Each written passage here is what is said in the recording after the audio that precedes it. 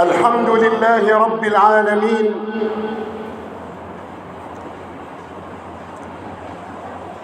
رفع السماء بقدرته وبسط الأرض بقوته، واصطفى جبريل لحمل رسالته، واصطفى ميكائيل لقطرته، واصطفى إسرافيل لنفخته، واصطفى ملك الموت لقبضته.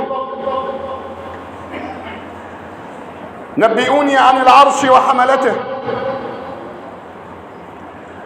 نبئوني عن الموت وشدته،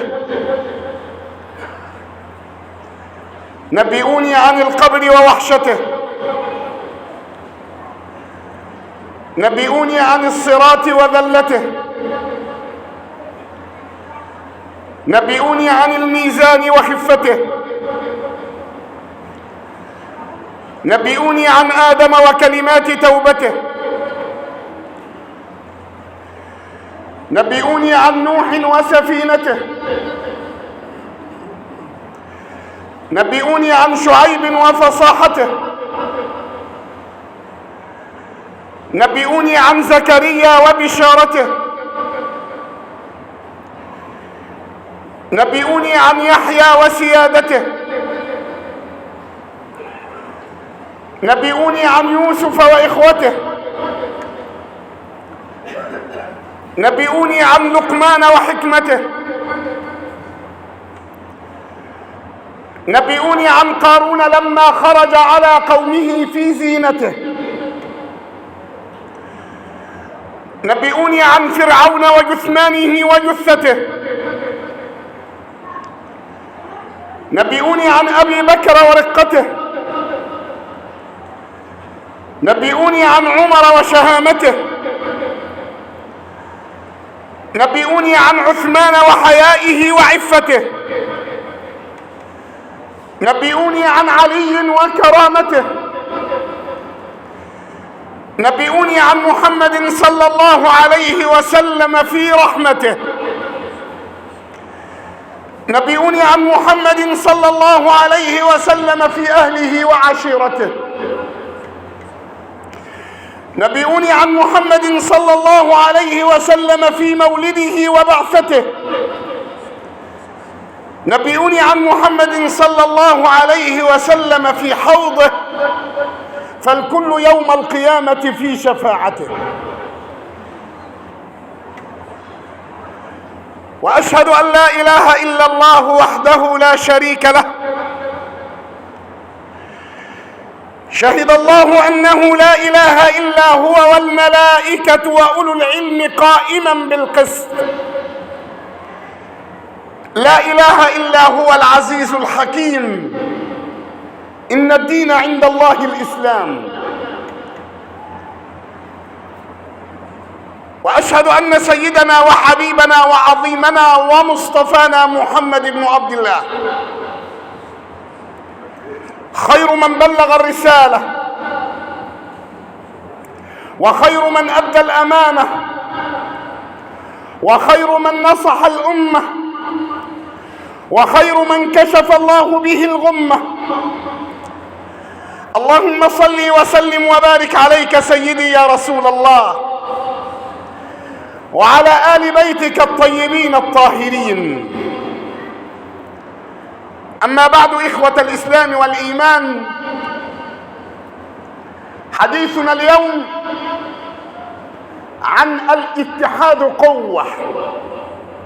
الاتحاد قوة، ولذا يقول ربنا تبارك وتعالى: واعتصموا بحبل الله جميعا ولا تفرقوا، واذكروا نعمة الله عليكم إذ كنتم أعداء فألف بين قلوبكم فأصبحتم بنعمته إخوانا. نعم، أصبحنا بنعمة الإسلام إخوانا متحابين. وفي آيات أخر: فتقطعوا أمرهم بينهم زبرا كل حزب بما لديهم فرحون. الاعتصام، الاتحاد ليس لفئة واحدة من البشر، وإنما للجنس كله. ولذا قال النبي صلى الله عليه وسلم: كلكم لآدم وآدم من تراب، لا فضل لعربي على أعجمي ولا لأعجمي على عربي إلا بالتقوى، إن أكرمكم عند الله أتقاكم. نعم، ولذا كانت بعدها المشورة: وشاورهم في الأمر. إيه اللي جمع أصحاب النبي حول النبي؟ المشاورة واللين، مش كده ولا إيه؟ ولذلك ربنا يقول له إيه؟ فبما رحمة من الله لنت لهم ولو كنت فظا غليظ القلب لانفضوا من حولك فاعف عنهم واستغفر لهم وشاورهم في الأمر فإذا عزمت فتوكل على الله إن الله يحب المتوكلين. مشورة. ولذلك النبي صلى الله عليه وسلم حتى في الغزوات ما ياخدش الأمر بتاعه مع نفسه، لا، ده يقف في أول معركة بين الكفر وبين الإسلام ويقول لأصحابه: أشيروا علي أيها الناس. مشورة، ارتباط، قوة، اتحاد. أشيروا علي أيها الناس. يقوم أبو بكر فقال: وأحسن. وقام عمر فقال: وأحسن. وقام المقداد بن عمرو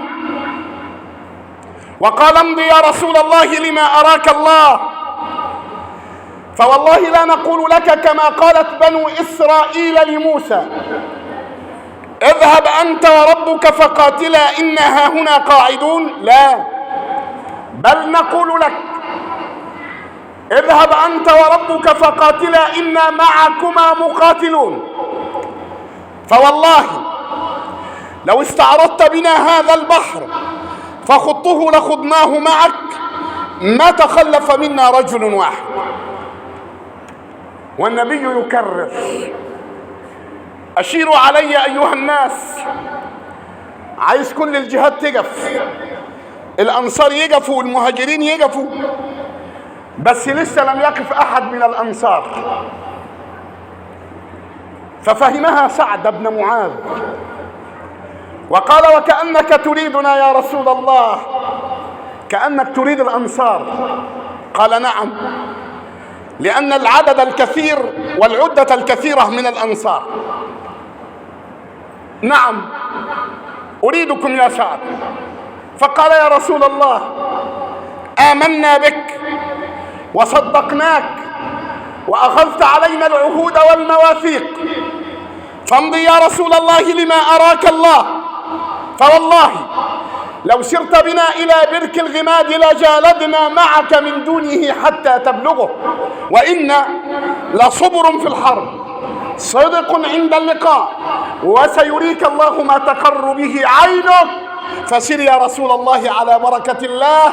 فقال صلى الله عليه وسلم: سيروا وأبشروا فإن الله وعدني إحدى الحسنيين. مشورة،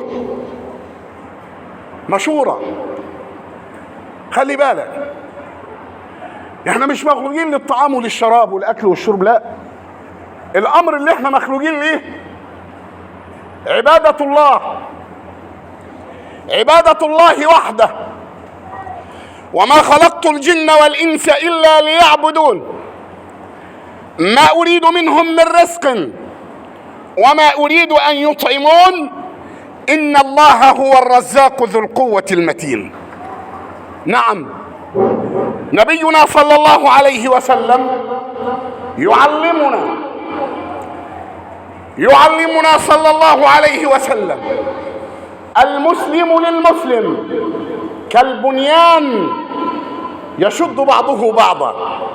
لازم حتى في الحروب ربنا بيحب المساواة والقوة. إن الله يحب الذين يقاتلون في سبيله صفا كأنهم بنيان مرصوص. إعداد. ولذلك ما انهزم المسلمون في معركة من المعارك إلا لمخالفة القائد. في غزوة أحد كان النصر حليف المشركين؟ لا، كان النصر أولا حليف المسلمين. لكن لما المسلمين وجدوا في أول أمرهم أن المسلمين ظهروا على المشركين، كل واحد في دماغه حاجة، واحد في دماغه الشهادة، واحد في دماغه النصر، وواحد في دماغه الفلوس والمال. واحد في دماغه ايه؟ الفلوس والمال. ولذلك ربنا يقول لهم ايه؟ ولقد نصركم الله وعده إذ تحسونهم بإذنه حتى إذا فشلتم وتنازعتم في الأمر وعصيتم من بعد ما أراكم ما تحبون، اللي هو النصر. منكم من يريد الدنيا ومنكم من يريد الآخرة ثم صرفكم عنهم ليبتليكم ولقد عفا عنكم والله ذو فضل على المؤمنين. كان حتى في المعركة اللي انهزم فيها المسلمين كانت الغلبة للمسلمين، لكن لما طلوا للغنائم وطلوا للأموال انقلبت وخالف الرماة أمر رسول الله. النبي وقف الجماعة الرماة على مكان لم ينزلوا عنه. الجماعة الرماة لما لقوا المسلمين خلاص هياخدوا الغنائم راحوا سايبين المكان. كان سيدنا خالد كان في صفوف المشركين، لف ووقف مكان الرماة وكانت الغلبة أخيرا للمشركين. ودي بمخالفة من؟ بمخالفة النبي صلى الله عليه وسلم. النهاردة سيدنا النبي بيعلمنا إذا رأيتم شحا مطاعا وهوى متبعا وإعجاب كل رأي بأمره فعليك بنفسك. مالكش دعوة بعوام الناس، لا، خليك في نفسك بس، خليك في نفسك. نبينا صلى الله عليه وسلم يحذرنا من هذا الوهم وهذا الضعف. أبلغنا صلى الله عليه وسلم ما نحن فيه الآن. ولو درسنا حديث النبي صلى الله عليه وسلم لعلمنا أن هؤلاء المشركون الطغاة لا تردهم إلا القوة، ولكن أصابنا الضعف لأن الدنيا تربعت على قلوبنا. فقال صلى الله عليه وسلم تتداعى عليكم الأمم كما تتداعى الأكلة إلى قصعتها. قالوا أو من قلة نحن يا رسول الله؟ قال لا، بل أنتم كثير ولكنكم غثاء كغثاء السيل. ولا ينزعن الله المهابة من قلوبكم، ولا ينزعن الله المهابة من قلوب عدوكم، ولا يقذفن في قلوبكم الوهن. قالوا وما الوهن يا رسول الله؟ قال حب الدنيا وكراهية الموت. نعم، هذه الأمور وهذا الضعف الذي لحق بالمسلمين ما لحقهم إلا بسبب أنهم تهاونوا بالدين وتركوا كلمة الله، وكلمة الله هي العليا وكلمة الذين كفروا السفلى، لكنها عليا عند من؟ عند المؤمنين، عند الرجال الذين قال الله فيهم